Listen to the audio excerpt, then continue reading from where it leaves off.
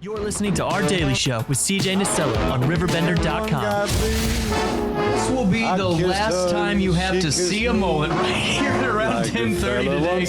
Dan Herkert, the commission chair of the Alton Amphitheater, joins us now in studio. Busy guy, but finding time. This has been an exciting summer, man. Right off the bat, I Love the 90s had to be, in my opinion, one of the top 5 shows you guys have ever had.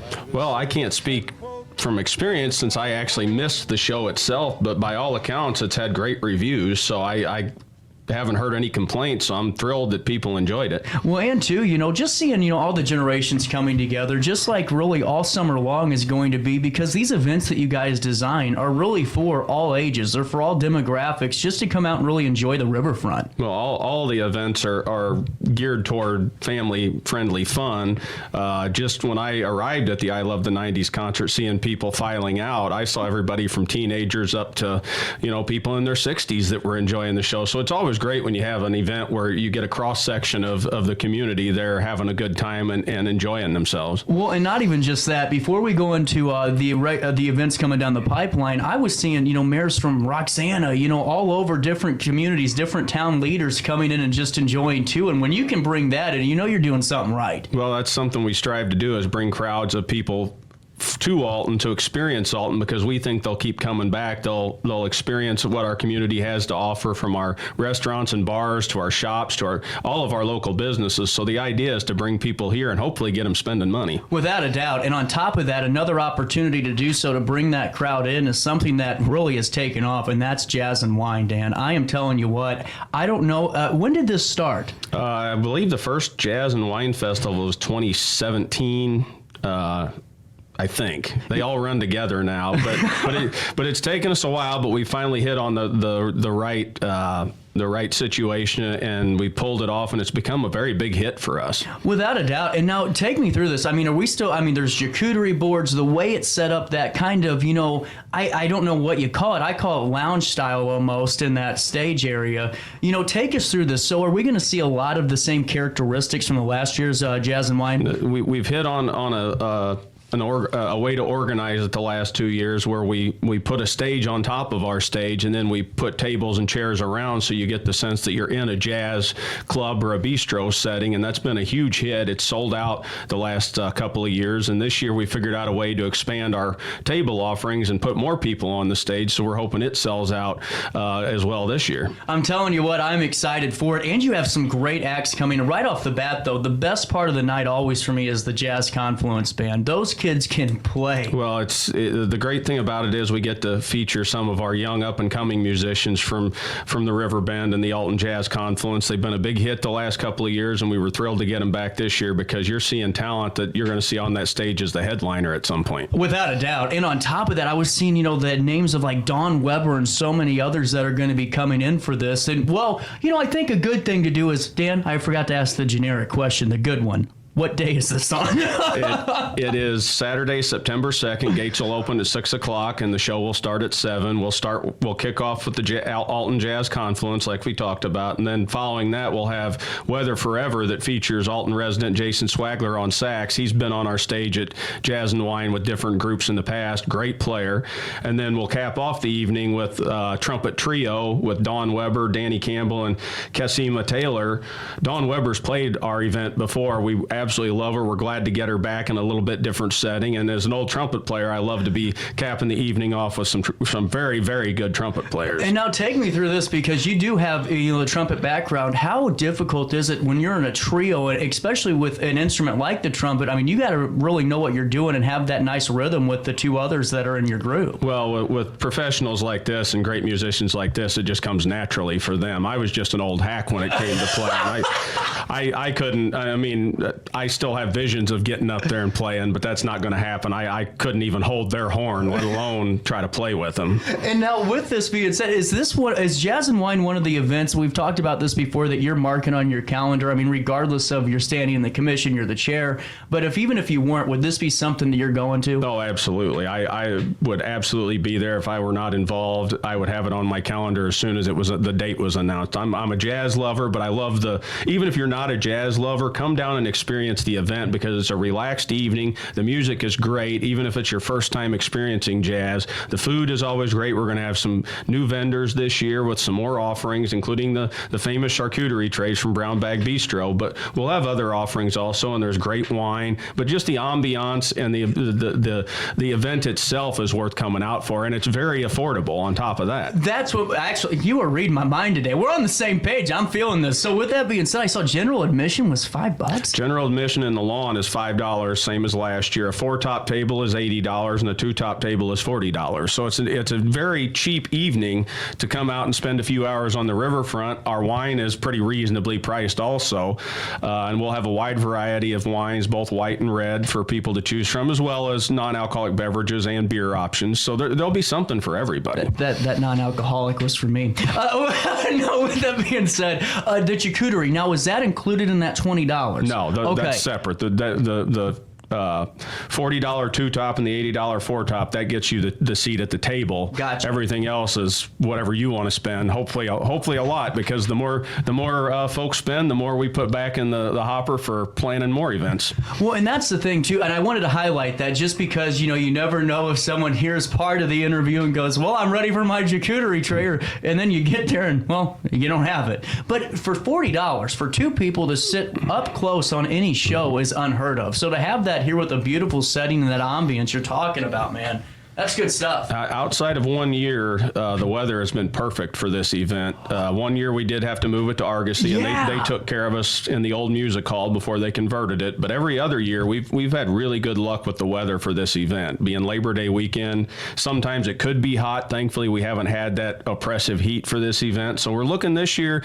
the long range forecast looks pretty good. So we're fingers crossed we're going to have another great evening on the riverfront. Now, I can't remember, was that 2017 or 18 that it moved to the Argosy? Because I remember that you guys worked hard. It was a last-minute thing. It was, I believe, 2018, and it was a matter of days. I give all the credit to former chairman and former commissioner Robert Steffen, who led the charge on that. But it was literally a matter of days deciding whether we were going to cancel it or move it, and working with Argosy, partnering with them. They couldn't have made the process any smoother, and that was a hit there, and that's where we kind of got the idea for the jazz club setting with the old music hall, and what's comes from that is what we have now on the riverfront. Well, and with that being said too, I mean, you guys really tailor-made this to fit this night. I mean, every aspect of the seating, of the ambience, of the lighting, of the stage, of the tables, I mean, it all adds to that beautiful picture of what a jazz nightclub should be like. And now with that, is there a song that you always look forward to hearing that's played on the trumpet, or anything that you're always looking forward to? Well, I have a lot of favorites when it comes to trumpets and trumpet players, and we've had players in the past that have brought out some Miles Davis, which is, a huge connection to Alton. We have some that bring out just jazz standards, and I love the standards. So anytime I hear one of those standards that's been covered by anybody from Louis Armstrong to Frank Sinatra, I'm in heaven. And on top of that too, there was an individual we mentioned last year, and I wanted to make sure we did, that is with the Jazz Confluence, that helps out if we could. What is that man's name? I hate doing that, but I always like to give credit where credit's due. Well, he's just been a huge part of this event from day one and helping us do it. And this year, again, he helped us put together the acts. Ken Whiteside has just been a huge help to us. From when we started, we had an initial jazz committee that helped us organize this event, and he stayed on and been a huge resource to us, and we couldn't thank him enough, and I'm looking forward to him being there again this year, and hopefully we'll get him up on stage so he can get some recognition. Without a doubt. And on top of that, you guys can already be picking your tickets up on MetroTix.com, correct? MetroTix.com, and if you want to get them in person, we partnered with Funky Cards and Collectibles here on 3rd Street in downtown Alton. So if you don't want to do it online and you want to do it in person, you have that option now. And now, how has that partnership been? It's been great, and it's a mutually beneficial partnership, because we're hoping that they're drawing more folks into their establishment, and more people are learning about what they have to offer and supporting our local business. So it's been a mutually beneficial arrangement. Without a doubt. And on top of that too, hey, we're just getting started because in a couple of weeks we got the Food Truck Festival, and it might be a week after I am recovering from one of the greatest shows of all time. That's okay. Food Truck Festival, August the 26th, correct? August 26th. And now my favorite part of this, Dan, and I've told you this before, is I call it the wacky racers of the food trucks. You know, is it going to make it to the amphitheater? Is it going to break down literally 20 feet before the exit?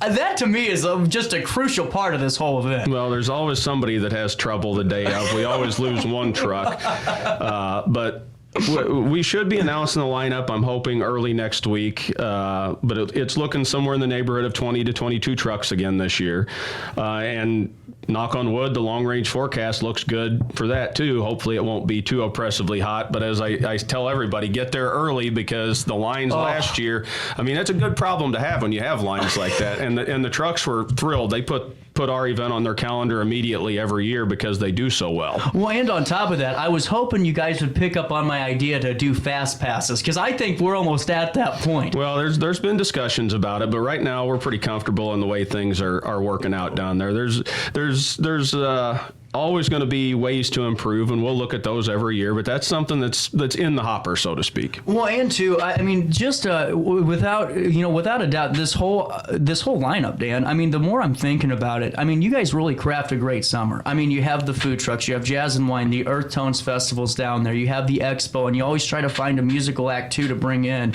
And I mean, the work that's needed to even accomplish the events like Jazz and Wine is tough, but when you talk about bringing acts and working with Eventive, and they're a big help, I mean, you guys have a great formula. Well, it's a year-round process. Yeah. I mean, we're already looking toward next year from a budget standpoint, just for planning in general. But at the end of the day, it all comes down to money. We'd love to have more events down there, but it comes down to sponsor dollars and ticket sales and concession sales, and you throw all that money together and you see what it gets you. Well, and too, you know, people always don't take into consideration the cost to even put on a show too. You know, and I always think that's good to highlight, but also great to highlight your guys' commitment to being volunteers. I mean, there's no one getting paid. It's just you guys volunteering your time and really putting this on. No, it's a lot of hard work, but we all do it, the seven of us, because we love the city and we want to do things that are going to contribute to quality of life within the city. So at the end of the day, it just comes down to our sponsors. So whenever you see the signs and the banners with the sponsor names on them, I urge people to go out and patronize these sponsors because they're giving back to the community and they're making all this possible. Without a doubt. And on top of that, too, just circling back to Jazz and Wine, are you guys partnered up still with Brown Bag for the charcuterie? We're in talks with them. The plan is to have their charcuterie, but we're also talking with them about potentially being a vendor this year for some other stuff. But all that's going to come. I'm sorry, I just am excited. But they've expressed interest. They've been a great partner with us, and we really enjoy working with them. And that's just one of the options that we will have down there for this event. Wow, that's a good teaser. I'm excited now. And now, on top of that, too, you know, the volunteer aspect of it, to always have folks out there that are contributing their time, whether it's in the sales side with alcohol or drinks sales or food. Are you guys having a volunteer group at this event? There will be a volunteer group, just like any group, that will be helping with concessions and beverage sales. It'll probably be, as far as I can tell, the same one that has done it for the last few years, the Juneteenth organization. They've done a great job. They've kind of taken this event under their own wing, and we really enjoy working with them. We worked with them on the fireworks this year, so you just reminded me I need to reach out to them and make sure they're still on the hook. But yeah, every event's always going to have volunteers because we can't afford to have full-time staff. No. So this allows us to give back to the community and some of these organizations to make a little money to support their missions. Without a doubt. And Dan, I know that you're a busy guy, and I always tell you we'll talk for only 8 minutes or so, and then I keep you for 15. But let's circle back to Jazz and Wine, because this, I think, is going to stay on the test of time for a good while. I think this has really become a staple event for you guys. Once again, give us an overview of the event, if you could, if folks are just tuning in, and ways we can get tickets. Well, number one, you can get tickets at metrotix.com or right here on 3rd Street in Alton at Funky Cards and Collectibles. The evening will be September 2nd. The gates will open at 6 o'clock. The show will start at 7. We'll kick off with the Alton Jazz Confluence, highlighting some of our young student musicians in the community. And then following that, we'll have Weather Forever featuring Alton resident Jason Swagler on sax. And we'll cap the evening with the trumpet trio of Don Weber, Danny Campbell, and Casima Taylor.